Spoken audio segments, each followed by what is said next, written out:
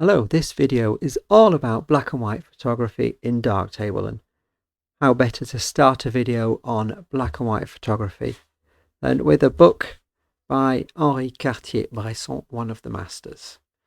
And if I open at this page here, just to start, I'd like you to look at what you see immediately when faced with a photo like this. And what I think we see, the human brain sees, is darkness, lightness, and then so a general shape. I think it's the same we'd see here. This is a good example on the right. We see shadows, we see light, and then after, the brain makes out in the sharp areas here with the contrast of light, we make out the character, the main subject of the photo. Now, the human brain is very good at making categories. That's how we work. That's how we understand the world. We make categories, group things into concepts, like dogs against cats and difference with a chair. And here you'd recognise a street straight away. And how do we do that? We do that because, and this is mainly the important thing in black and white, it's only got to do with luminosity and contrast. Now, contrast can be understood in two different senses, and this is what I like to get to. Different senses: the global contrast, which is the first thing we see, and then local contrast. Local contrast is what we could call clarity or sharpness in modern photography. And I think those are the two important things. We have different scales of contrast that we see. If I open at this page here, then you can see the contrasts in these photos are very strong. The contrast gives us the shapes. And then after, we might start looking at the writing. I don't know if you can see it very well on the video here. Writing, the shapes, we kind of try and have a look around the photo and recognize what the different elements of the photography are. So here we see, I think this is, so the man in the long cape, we see that straight away with the trees, and we've understood what the photo is about. And then we may go look in the details of the face. Now, this photo is not very sharp. You'd even say, if you looked with a magnifier, you'd even think it was blurry. But nonetheless, there is quite a bit of detail and clarity in the face that enable us to read the photo. And I think that is a tool we need to use as well. Let's not be snobby about sharpness not being important.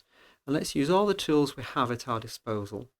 So contrast in the general look of the photo, local or more local contrast, which we'll use with dodging and burning to try and attract the attention of the viewer to the parts of the photo we want them to see. And don't forget that these photos were heavily processed in the darkroom. There's no chance. It's not left to look the way these photographs were processed. They are done with a purpose. Now, I'd like to find a lower contrast photo. Let's have a look at this one here. So this is a photo of the philosopher and writer Jean-Paul Sartre, taken in Paris. It's a low contrast photo. And even in a low contrast photo, the eye will go, if we haven't got a lot of darks and lights to play with, then the eye goes to the details. And I think that's what we need to take away from this quick look at this wonderful book. And we'll keep that in mind when we're processing. And if we have a look, another one of my favourite photographers, so Robert Frank with his book The Americans, chose a few pages here. Now, these photos are much smaller, but straight away. So very light photo. The subject is dark-skinned, and the contrast is obvious. That is a very striking photo because of the contrasts. And if we have a look at this one too, the road here, so in New Mexico, it's a dark photo. What do we see? We see the details on the road, a bit of clarity there, and the white streaks. So different levels of contrast that we need to work with. This one is a lower contrast photo, but we do see the details. We see the differences between the shades of grey, if you like, that help us to recognise the musical instrument, the players, the flag, and all the details that Robert Frank wanted us to see in this photo. So there, let's get into the program, into Darktable, and try and use these different scales of contrast to try and make our black and white photos come to life. Okay, I'm Nicholas, and let's do this together. Let's start then by editing this photo here. Now this is the edited version, the one I made previously, and what we'll do is go back to the start, back to the raw file, and I'll show you how I got to this point. So let's go back to the light table, and we will duplicate this picture, and in the history stack, discard the history. So there you have an idea. Let's open that in the editor, and you have an idea of the raw file as it was when it was taken. It's slightly overexposed. Got the out of the overexposure warnings here. If you look, the raw overexposed indications. So I'm a little bit overexposed. I can use the highlight reconstruction just to get some nice tonalities there in some areas on the forehead. That's noticeable. Check the color profile. I always check this because as I import with Photo Mechanic, it automatically makes an XMP file, puts me in the wrong color profile. So I'll check that is in Rec 2020 and start then with the processing. Now I'd like to say that this processing, although I'm doing it with a 3.7 version, we can count this as a 3.8 edit because we're so close to the release of 3.8. I don't think very much will change. If we have a look in the crop, rotate and perspective, they have now been split. So we have rotate and perspective that are together, and I'll get the structure for this. I made a video on perspective corrections if you don't know how to do this, and I'm going to fix the verticals, and that will automatically recrop for the original format, and that is better than it was before. And now I will actually choose a crop.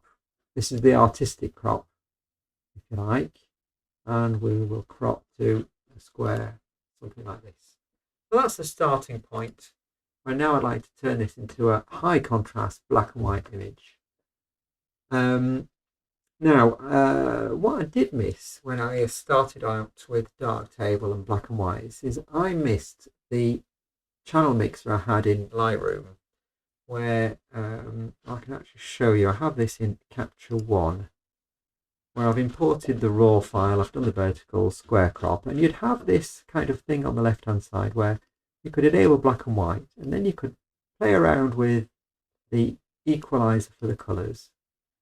And there was kind of a module like this before, which is now deprecated, but so you can actually adjust your colors, and you think, oh yeah, that's much better.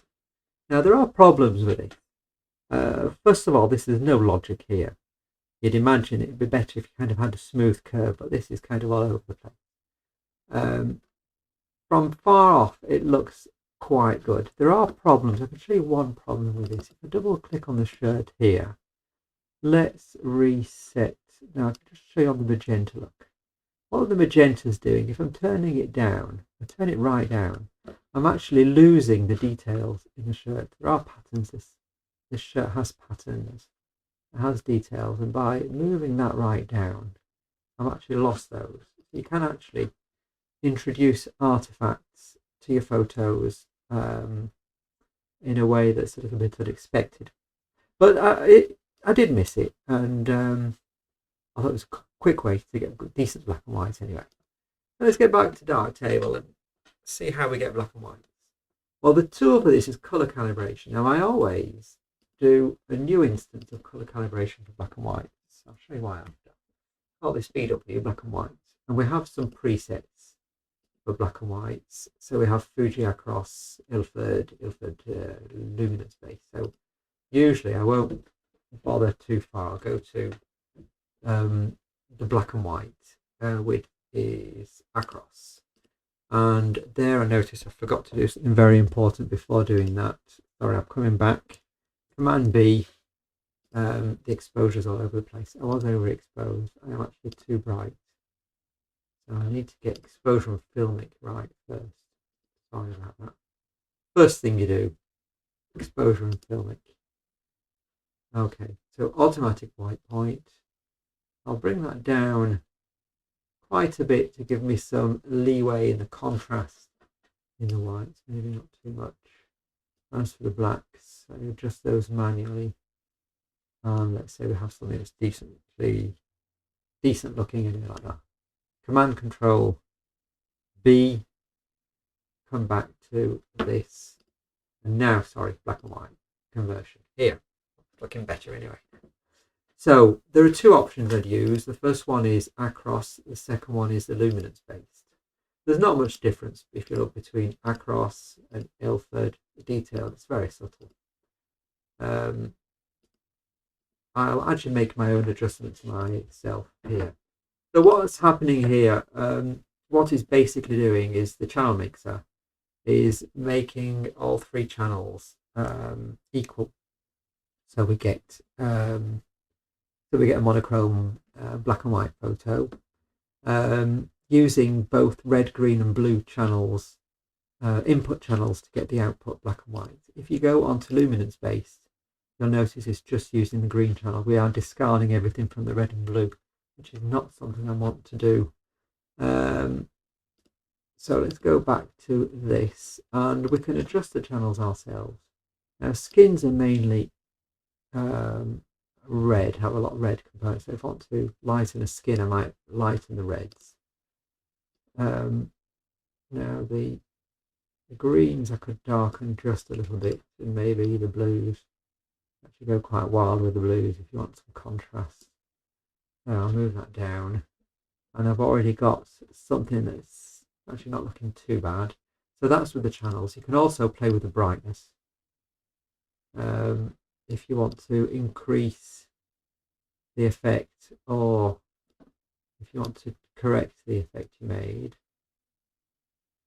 not too much. Here I've already removed lots of blue, so that's not doing much anymore. And there we are. Now if I remove the black and white color calibration, you actually then test whether you prefer the image in black and white or in color, which is one reason I have a separate instance. The other reason is that if I go back to the color calibration now, the actual white balance will have an effect, a global effect on the photo. Now, I use this to fine tune the black and white after. So here I've got red colour, purple. I think actually quite like it in the reds, and the chroma here will give me an idea of the effect I'm using. And now the colour balance is all over the place. If I remove the black and white, now I've got a terrible colour balance, but that doesn't matter because it's a black and white I'm making. And you can use the brightness again. And now I have two instances of this brightness, which I can use if I want to get some extra contrast. And now I've managed to get kind of somewhere close to what I wanted. And normally I haven't lost any detail on this shirt, you see, which is something I'd lose with the black and white equalizer. So there we have a good start for the black and white, and now we'll go into local adjustments. I use the exposure tool to shape the picture using gradients. So let's have a new instance of exposure. Call that gradients. There. And have a drawn mask with the gradient tool.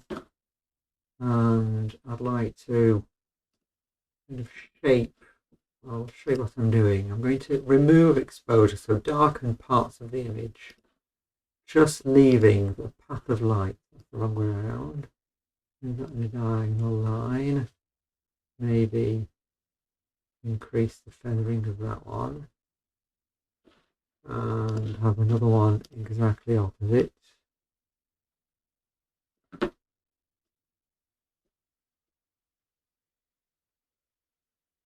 Okay, so I don't have that one too high.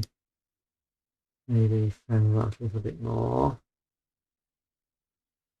Somewhere in the middle. You can see I've got kind of a shaft of light which will be diagonal here, and that is the first change I'm making. Is I'm going to darken that quite a lot, so I'm actually removing some of the background. So that is something I do with gradients. I could also, I don't know what to do with this chair yet, it could be decided later. Maybe I'm going to add straight away another gradient on this part here because the leg here is a bit too visible.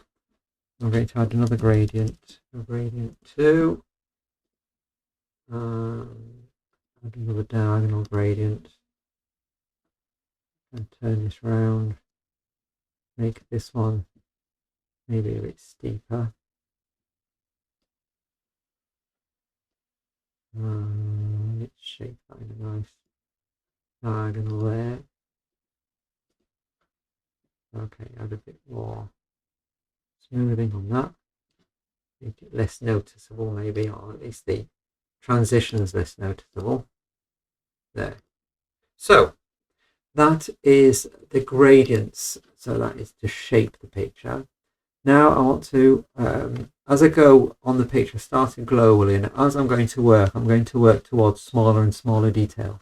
I have some shapes now that I want to change the luminosity of. The first one is this person on the right, which is too visible for me, and then this couple here, which seems to be too bright as well. And to do dodging and burning, this is what it is actually.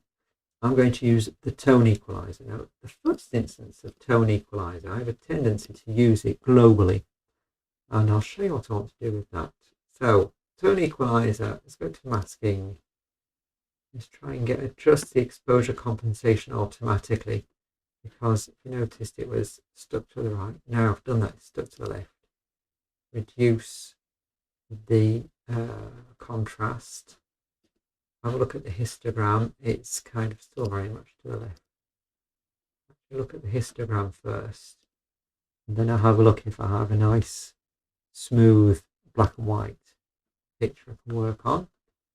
And then what I'd like to do is add contrast globally first.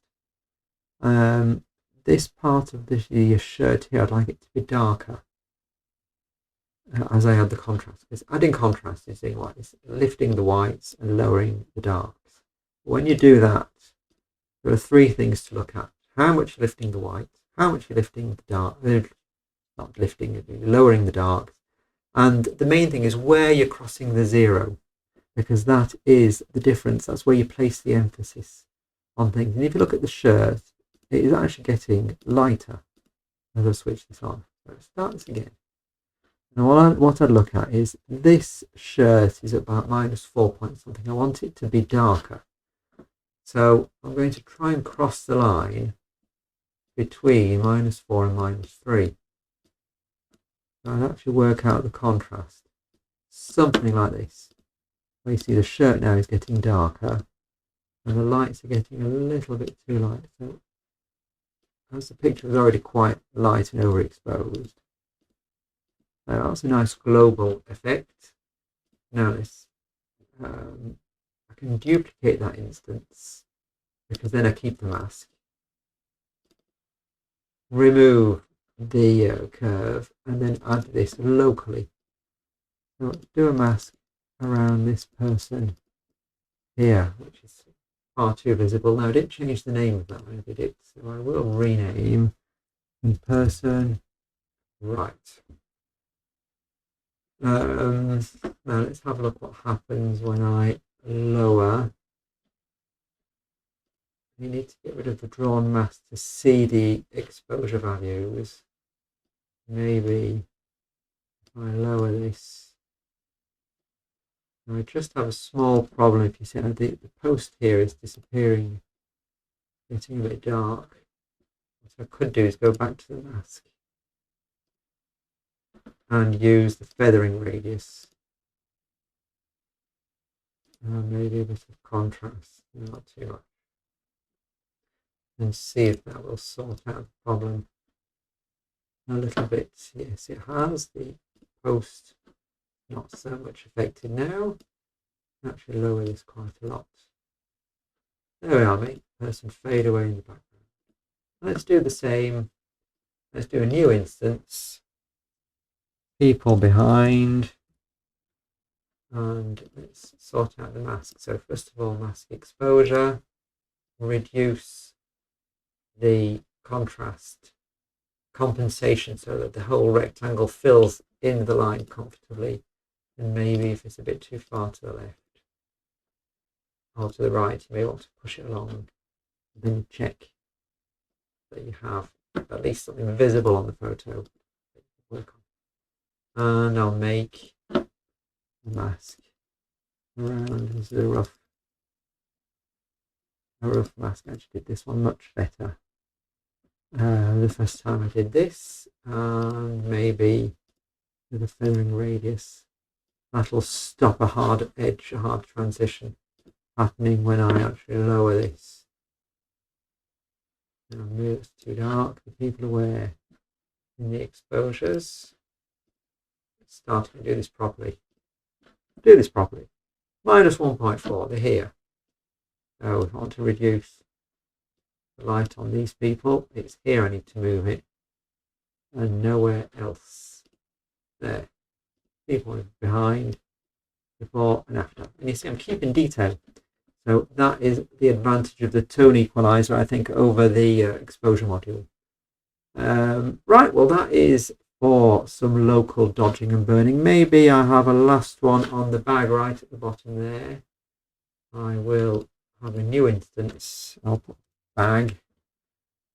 And so masking, I'm going to get to know this one. Something more or less like that. It's the same kind of masking, but duplicate the instance, the previous instance every time. Just a few clicks to get to do that. I could actually put several masks in the same instance, but then I have less control individually over each part of the image, and I don't like that. So, okay, just guessing the tonalities of this one. And that seems to be less visible. So I'm just looking at the bag at the bottom. There are, and it's faded away a little bit. So that is getting the large areas. Now the dodging and burning is done on the image. Maybe I actually don't like this top part of the image anymore. So I'm going to make a new instance of exposure. And this is for the top. And I think I'm going to remove that completely with the gradient mask. So let's give this a hardish transition. And just get rid of that. There we are, gone. The top's all black. Okay, now let's move on to some smaller contrasts. Now when I talk about smaller contrasts, I'm actually talking about what we call local contrast, which you have a module for, and that you can just switch on or off, and then maybe adjust, darken the shadow a little bit, not too much. So there is a module called local contrast. I don't know how long we'll have that one because it has been replaced by the diffuse or sharpen module, which has a local contrast, fast local contrast adjustment, which would do roughly the same thing. There we are. You can make a comparison, take a snapshot, have a look at the difference between the two. Just for speed's sake, I'm going to use the local contrast module, which I'm using on the whole image. And what I'd like to do is add sharpness to the area of the image that I want to have as my subject. Now, this is something we didn't have in the book I showed you at the beginning of the Cartier-Bresson book. I was saying there's not much that's sharp. But we do have now access to digital photography and much better lenses, we have better dynamic range. Normally we should be satisfied with what we've got. We've got everything so much better than it was before, and still we complain. Some people say sharpness doesn't matter. I do not agree with that. Sharpness maybe did not matter in the past. Sharpness will not make a poor photo become a good photo. As we have it, why don't we use it? So, diffuse or sharpen. Now, I'll get a video up on this module, which is a bit complicated. For the moment, let's just use the presets. So the idea will be to use a dehaze, which I like on black and whites, which makes kind of a local contrast, or smaller than local contrast, if you like, on a finer grain. It will kind of give an idea of sharpening.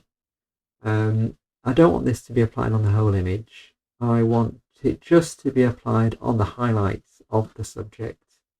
So I need to draw a mask after. You need to draw the mask after you've chosen the presets. Otherwise, the mask, if you draw a mask and then choose a preset, the preset will erase the mask.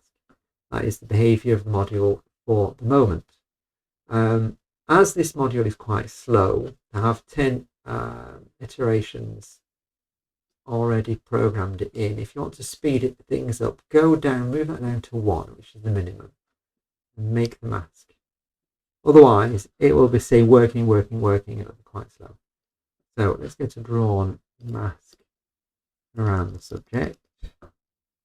Now, I'm not going to be particularly precise with this because I'm going to use it as a parametric and drawn mask in the JZ channel, and I'm going to remove all of the darker areas, the mid-grey to dark. I'm just keeping the lights just so we don't have any obvious artifacts or edge effects.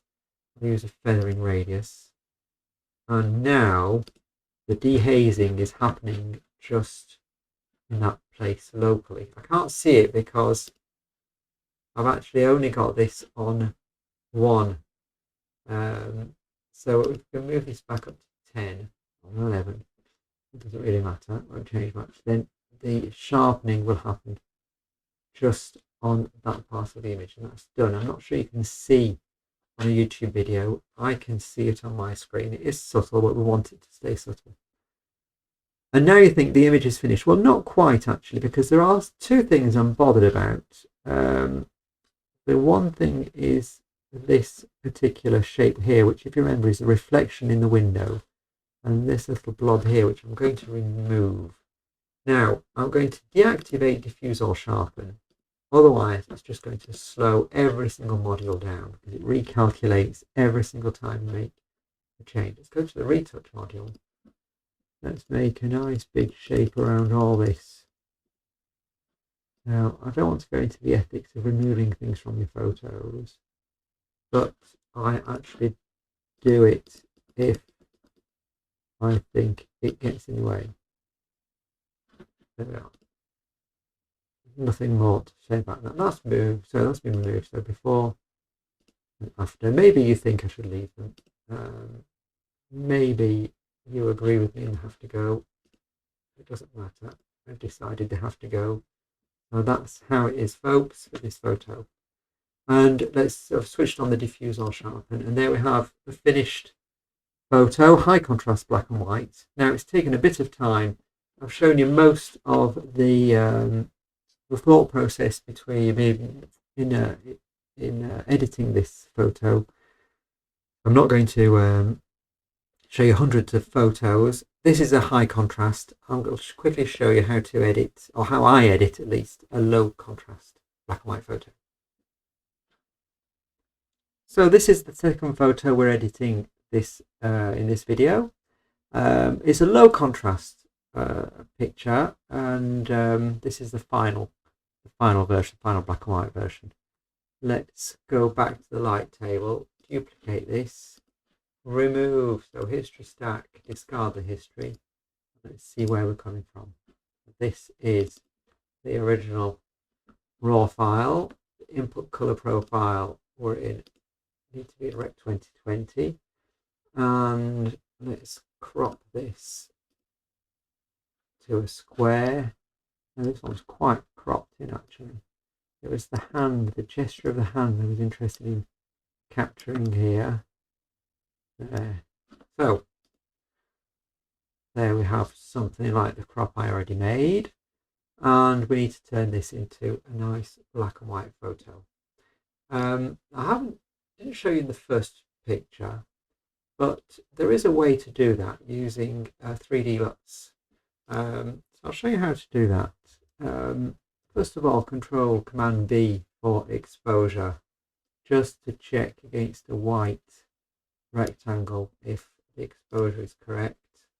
White points. I usually do this automatically and then have a look.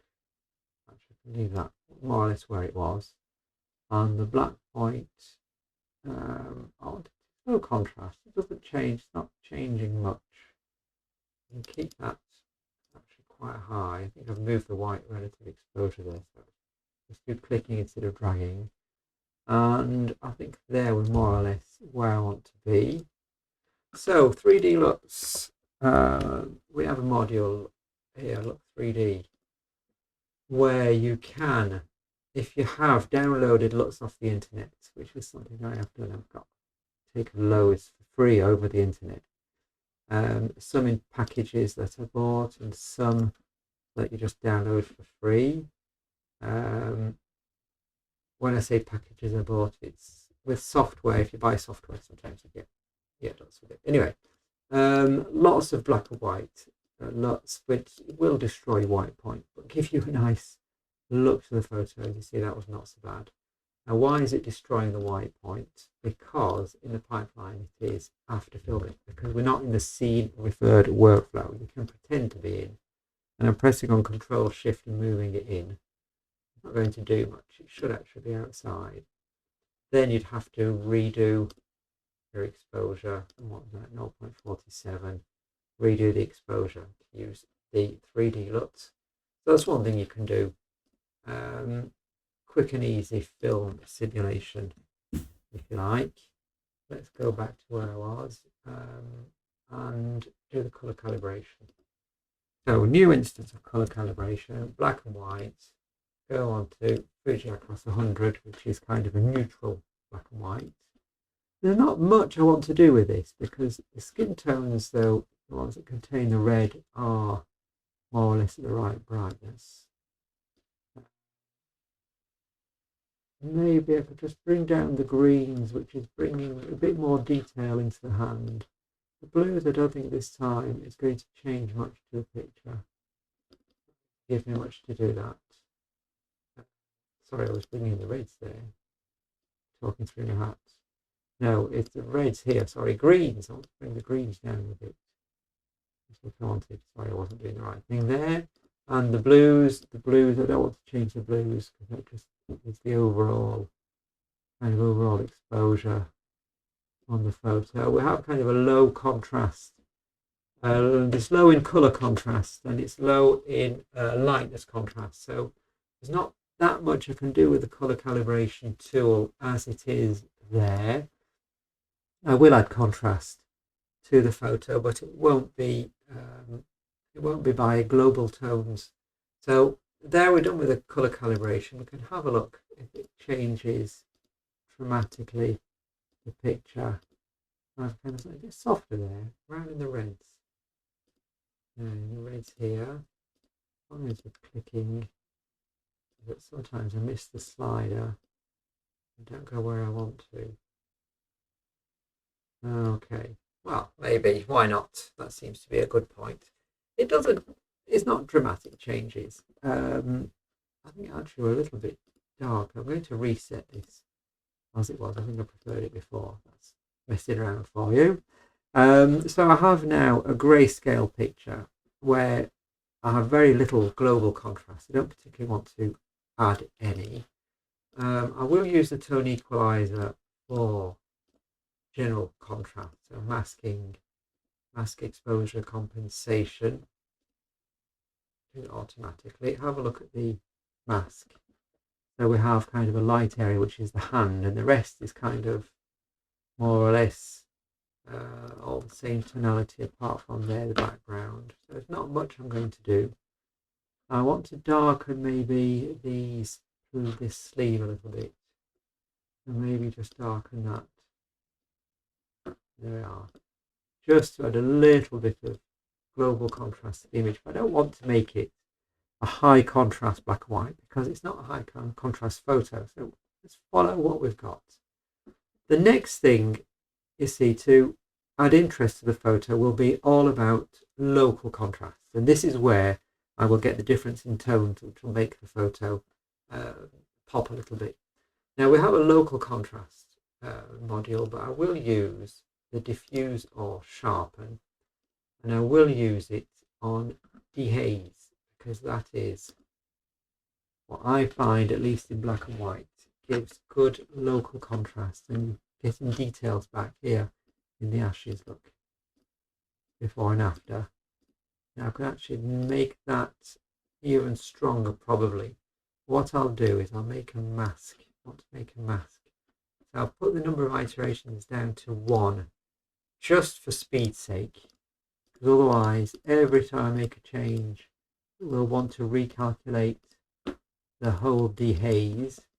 I'll put that down to 1. That's kind of a hack, right? Make a mask around the hand and the ashes, and refine the mask a bit with the feathering radius. Maybe there's not too much I want to do actually on the mask. I think I'll be satisfied with this if I can remove the mask there. Let's go. I've got quite high on 20 iterations there. 20, it's working, and there we have. Good. See what happened there? All of a sudden it all popped out. Now that's what I want for this photo, because that is the subject, and it's already put quite a lot of contrast on the hand. And the advantage of this module over the local contrast is that it actually controls the noise that appears. We have here the first order speed read negative with sharpening, and the second order speed read positive with blurring. So you're actually sharpening and blurring at the same time. So it does help to control the noise. So that's not bad. We're actually nearly finished. What you can do, if you want to, is use a contrast equalizer here to add kind of a clarity, I want to do that maybe just to the hand. If I make, I've got a path there, if I make a shape around the hand, just to bring out maybe some of the wrinkles, some of the coarseness of the hand, which is interesting. That's what I think I really like about hands, is all the details there are in them. So feathering radius, maybe that's a little bit too big, so we can bring the mask in. That's the wrong way. Bring it in, and there I have, I think, a pretty good mask. And to add, if you want to add clarity, a bit coarse to it, coarse kind of clarity, you want to use the luma in the medium zones. So if I add a bit of luma in the medium zone, look, before and after, that's already quite strong, you see. I'm actually bringing out the hand by it's adding kind of very coarse local contrast to the hand. So I think there we are. That's it for that photo. I don't want any vignetting. I could add the frame, I suppose. I think I showed it you with a frame, with a square frame. There we are. That's done. And I think I'll leave it at that. That is so you have some ideas of how I do black and white photos, and I hope that helps, and it will encourage you to explore black and white photos with Darktable. Well, that's the end of this video then, and I'll see you all soon.